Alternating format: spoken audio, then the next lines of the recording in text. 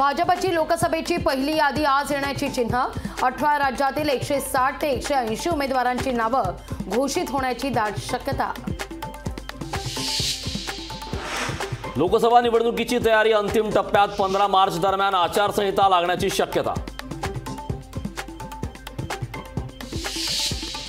महाविकास आघाडी जागा वाटपामध्ये 40 पेक्षा जास्त जागांवर एकमत, 5 ते 6 जागांवर पेच असल्याची सूत्रांची माहिती। अर्थसंकल्पीय अधिवेशनाचा आज शेवटचा दिवस, अंतरिम अर्थसंकल्पावर होणार चर्चा, विरोधकांचा अंतिम आठवडा प्रस्ताव सादर होणार। विधान परिषदेतील 10 आमदारांना आज देणार निरोप, कार्यकाळ संपत असलेल्या आमदारांना सभागृहात दिला जाणार निरोप।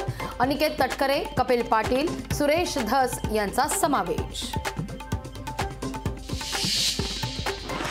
मुंबई वगळता सर्व महापालिकांमध्ये पुन्हा एकदा 4 सदस्यीय प्रभाग, राज्य मंत्रिमंडळाचा निर्णय।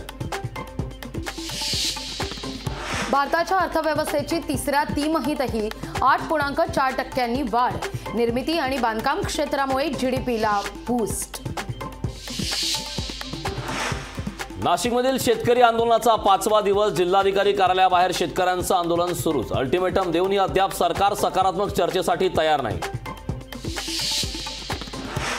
शरद पवार आज पुणे दौऱ्यावर, शरद पवार घेणार शिरूर लोकसभा मतदारसंघाचा आढावा, अमोल कोल्हे यांच्याकरता पवार मैदानात। मुंबईकरांवरील पाणी कपातीचं संकट टळलं, मुंबईला पाणी पुरवठा करणाऱ्या धरणांतील पाणीसाठा 43%वर। आणि महाराष्ट्र राज्य बोर्डाच्या 10वीची आजपासून परीक्षा, 16,09,445 विद्यार्थी परीक्षेला बसणार।